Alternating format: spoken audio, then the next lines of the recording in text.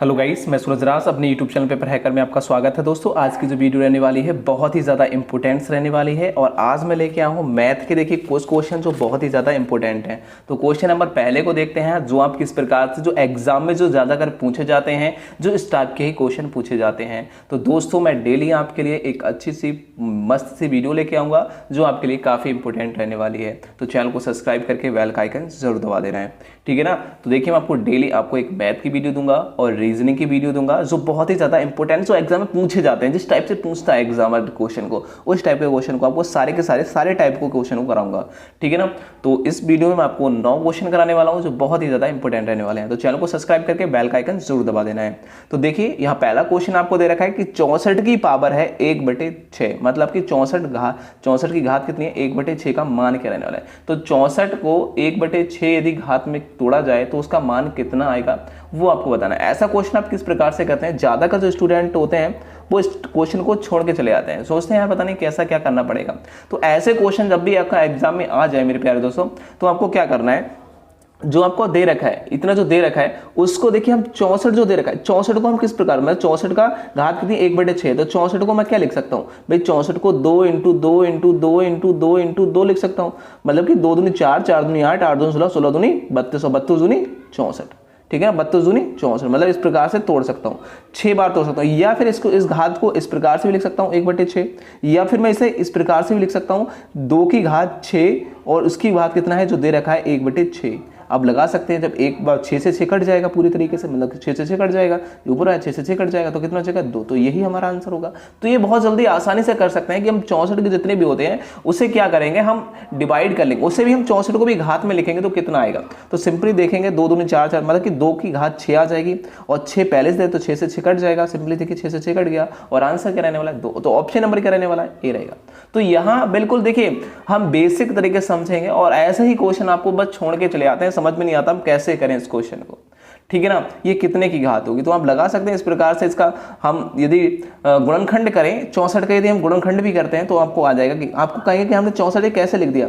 तो हम एक विधि आपको बता रहा हूँ, गुणनखंड कर सकते हैं। 64 का हम गुणनखंड करेंगे 2 से, तो दिया दूनी, फिर 2 से काटेंगे तो 16, फिर 2 से काटेंगे 8, फिर 2 से काटेंगे तो 4, फिर 2 से काटेंगे तो 2। आप लगा सकते हैं 1 2 3 4 5 6 बार आया है, तो क्या करेंगे 2 की घात 6 करेंगे और इंटू 1/6 तो था ही, 6 से 6 कट जाएगा तो 2 आंसर है, यही इसका आंसर आने वाला था। तो ऐसे तो करेंगे ना। तो ऐसा क्वेश्चन कभी भी आता है तो एग्जाम में आप ऐसे ही करके आइए, छोड़ के मत आइए, ठीक है ना।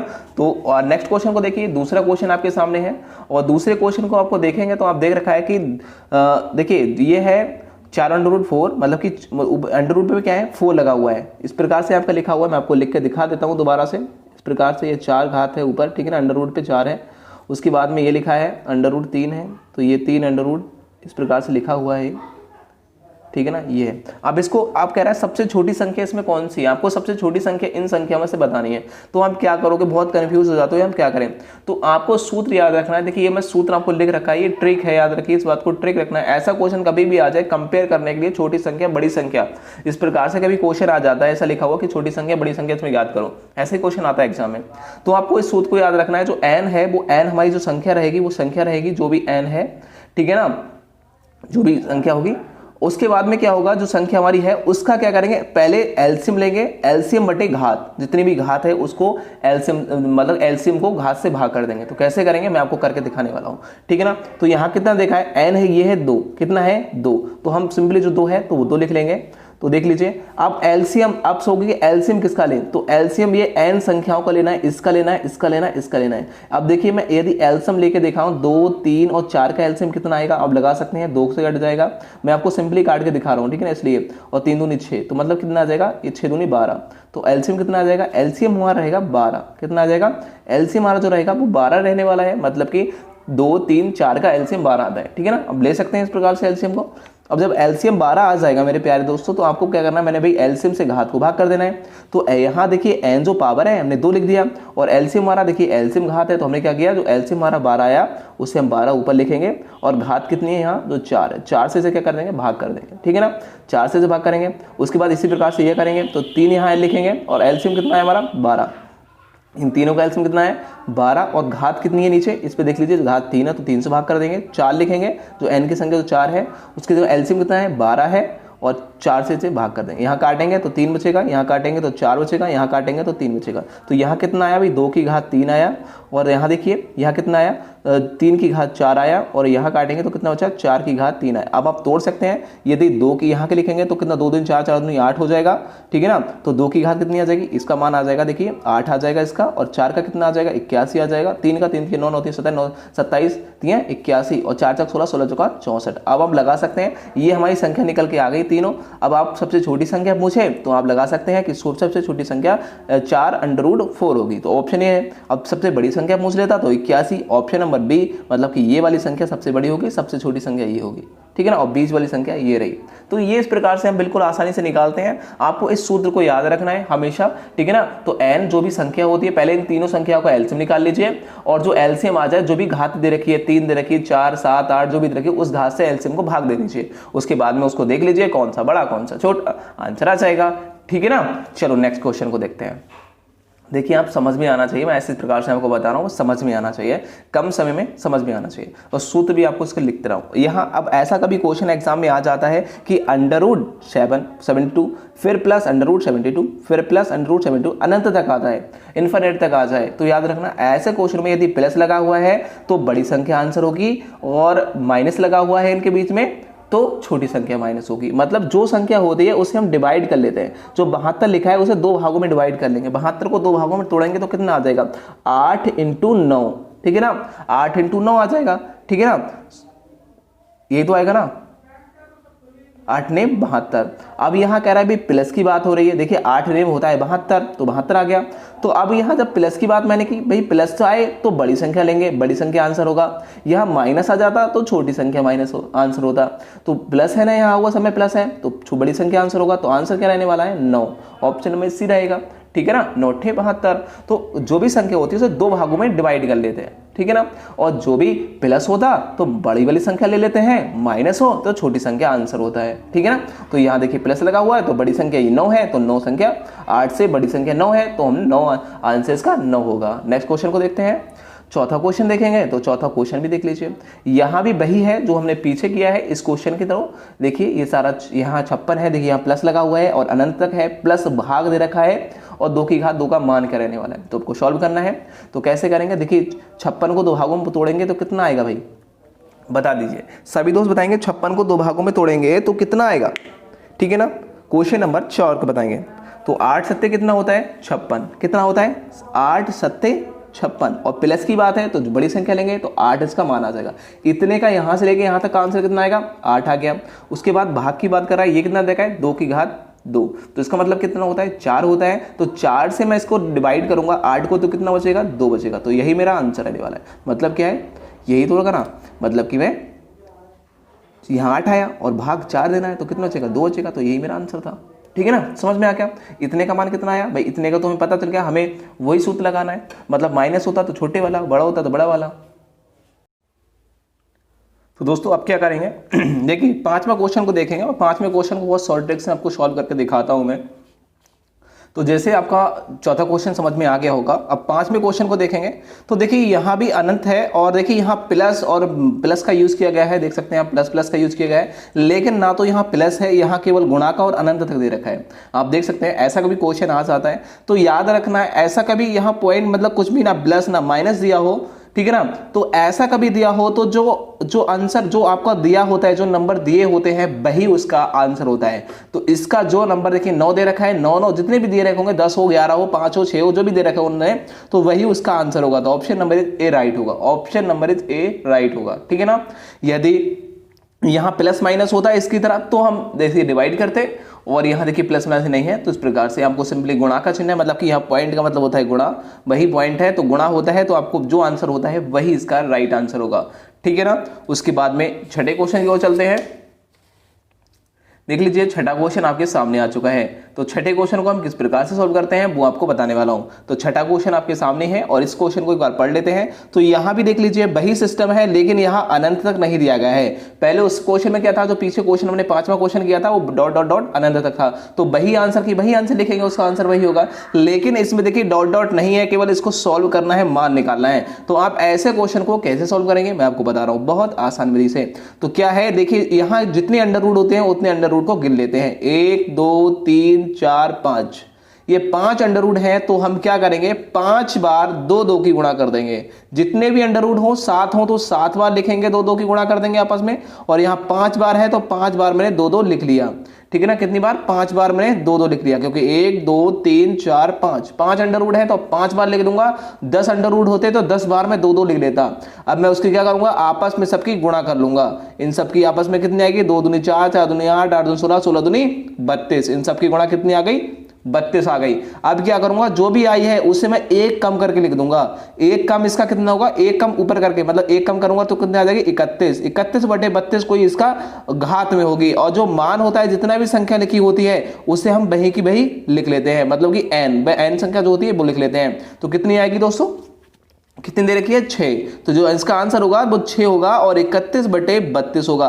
जितना आएगा गुणा करके उसमें से एक कम कर देते हैं माइनस, ठीक है ना। जितना आएगा घात में उसका एक कम कर देते हैं और ऊपर लिख देते हैं। तो कितने आ जाएगा, 6 की घात आ जाएगा 31/32। तो यही इसका राइट आंसर होगा। समझ में आ गया होगा। जितनी भी संख्या होती है उतनी बार 2 2 लिख लेते हैं, आपस में गुणा कर देते हैं उसे, और जो भी होता जितने भी आता है उससे एक कम करके ऊपर लिख लेते हैं, एक कम करके ऊपर लिख देते हैं, और जो संख्या होती है उसके घात का आंसर आ जाता है। तो 6 जितनी भी हो, यहाँ 6 है, 7 है, 8 है, जो भी है तो वही यहां उतार लेंगे। 6 होगा तो 6 उतारेंगे, 7 होता तो 7 उतारते, 8 होता तो 8 उतारते, जो संख्या यहां होती वो उतारते हैं, और बाकी जो आएगा वो आंसर राइट आएगा, ठीक है ना। तो इस प्रकार से इस क्वेश्चन को सॉल्व करेंगे।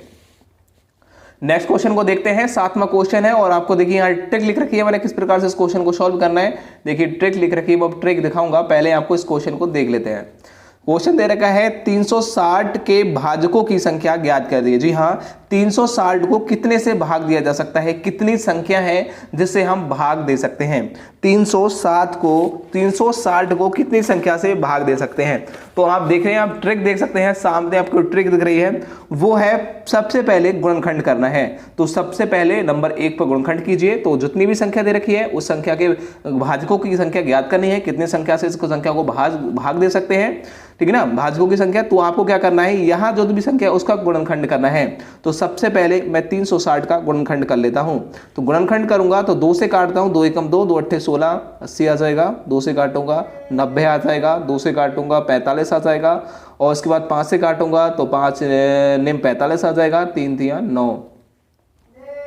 देख सकते हैं आप इस प्रकार से ये चीज आ चुका है। आप देखेंगे जितने भी ये चीज है उनका क्या करूंगा, सीधे क्या मैंने देखिए दूसरा पॉइंट क्या लिखा है, घात के रूप में लिख लो। उसके बाद में जितना भी आया है उसे घात के रूप में लिख लूंगा। तो जैसे कि 2 1 2 3, 2 की घात 3 हो जाएगा, 3 बार आया है। तो अब 1 2 2 बार आया है 3, तो मैंने 2 की घात को 3 कर 2 बार कर दिया, 3 की घात को 2 को।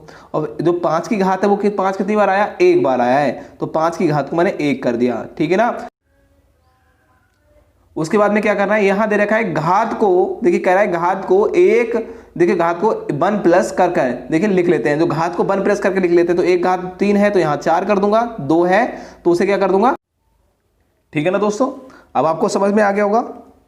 देखिए यहां जो हमने लिखा है कि घात को 1 देखिए प्लस 1 करके लिख लेते हैं, ठीक है ना, करके घात में गुणा कर देते हैं। घातों के आपस में गुणा कर देंगे। देखिए 3 है तो 3 को मैंने 4 कर दिया, यहां 2 है तो 2 को मैं क्या कर दूंगा, 3 कर दूंगा, और यहां कितना है 1 घात है उसे मैं 2 कर दूंगा, ठीक है ना। अब इन सब की आपस में गुणा कर दीजिए और हमारा देखिए उसके बाद कह रहा है गुणा करके वही उत्तर आ जाता है, जो गुणा करते हैं वही उसका उत्तर होता है। तो मैंने देखिए यहां लिख रखा है पूरी प्रोसेस। तो मैंने क्या किया, उसके बाद में इन सब की गुणा कर ली। तो 3 चौक होता है 12, 12 दूनी होता है 24, और 24 क्या होंगी, संख्याएं होंगी जो कितने को 360 को भाग दे सकती हैं। ऐसी कितनी 24 संख्याएं हैं जो 360 को भाग दे सकती हैं। तो option number is C is right होगा, ऑप्शन नंबर सी राइट होगा। समझ में आ गया होगा, मुझे पता है आपको समझ में आया है। देखिए क्या लिखा है मैंने कि पहले जो संख्या गुणनखंड कर लेंगे, तो मैंने गुणनखंड कर लिया, तो देख लीजिए। उसके बाद में हमने दूसरे पॉइंट में लिखा है कि घात के रूप में लिख लेते हैं। तो 1 2 3 है तो 2 की घात 3 कर ली, 1 2 है तो 3 की घात 2 कर ली, 1 5 बार आया है 5 बार कटा है तो उसने क्या कहा 1 की घात 5 की घात 1 कर ली। उसके बाद में क्या किया, जो घात है हमने कहा उसमें 1 ज्यादा करके लिख लेते हैं।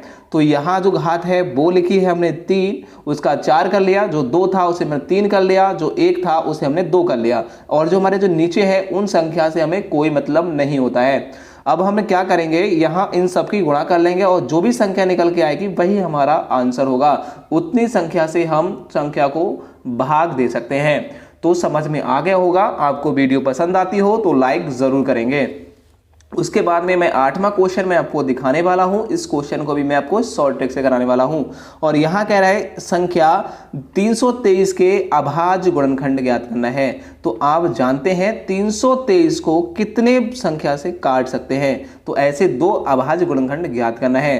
तो देख सकते हैं, देखिए 17 और 19 की जब गुणा करेंगे आपस में, 17 और 19 की गुणा करेंगे हम आपस में दोस्तों, तो हमारे 323 आएगा। तो दो जो अभाज्य गुणनखंड है 17 और 19 क्या है, जो अभाज्य गुणनखंड है। 17 भी अभाज्य संख्या है, 19 भी अभाज्य संख्या है। तो कितने गुणनखंड हैं, गुणनखंड कितने, 1 और 2। तो ऑप्शन नंबर इज राइट होगा। एक 17 है, एक 19 है, तो 2 इसमें क्या है, अभाज्य गुणनखंड है 323 के। ऑप्शन इज सी राइट होगा। नेक्स्ट क्वेश्चन को देखते हैं जो बहुत ही ज्यादा एग्जाम में पूछा जाता है और बच्चे ऐसे क्वेश्चन को छोड़ आते हैं, गलती कर देते हैं। वो ये सोचते हैं कि 43 की घात के 45 बार गुणा करूं प्लस 5 करूं उसके बाद आंसर आएगा। क्या ऐसा कुछ करना पड़ेगा? नहीं दोस्तों, ऐसा कुछ भी नहीं करना पड़ेगा। आपको बस चुटकियों में क्वेश्चन को सॉल्व करना है और इसका आंसर मैं आपको बहुत आसानी तरीके से बता दूंगा कि किस प्रकार से ऐसे क्वेश्चनों को सॉल्व करते हैं।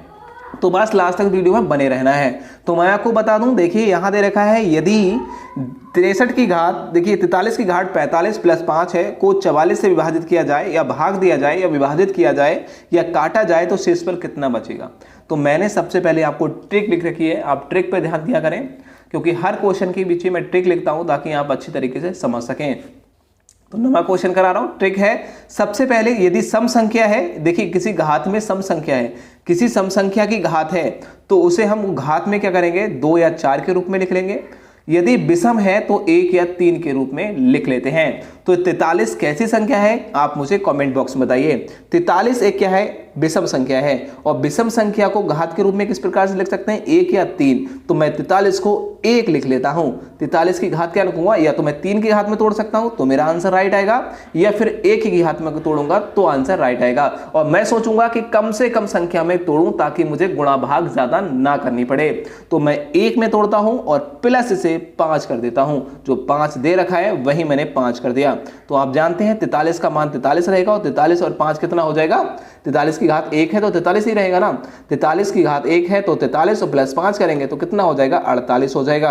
और 48 में क्या है, यहां कह रहा है भाई 44 से भाग दीजिए। तो 44 से मैं 48 को भाग दे देता हूं तो शेष जो बचेगा, जो शेष पर बचने वाला है वो मेरा बचेगा, देखिए 4 शेषफल बचेगा। कितना बचेगा, 4 शेषफल बचेगा।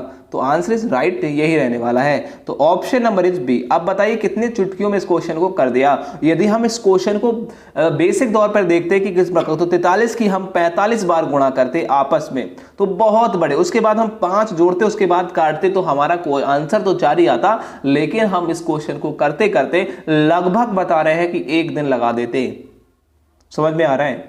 तो एक जीवन तो हमें नहीं लगाना चाहिए, हमें बस 1 सेकंड में ही क्वेश्चन का आंसर देना बहुत ही जरूरी बन जाता है। यदि आप कंपटीशन की तैयारी कर रहे हैं तो हमारे यूट्यूब चैनल पेपर हैकर को अभी चैनल को सब्सक्राइब करिए और मैं आपको शॉर्ट ट्रिक वाली जो भी ट्रिक आती है वो बताता रहता हूं। तो मिलते हैं नेक्स्ट वीडियो में, तब तक के लिए जय हिंद।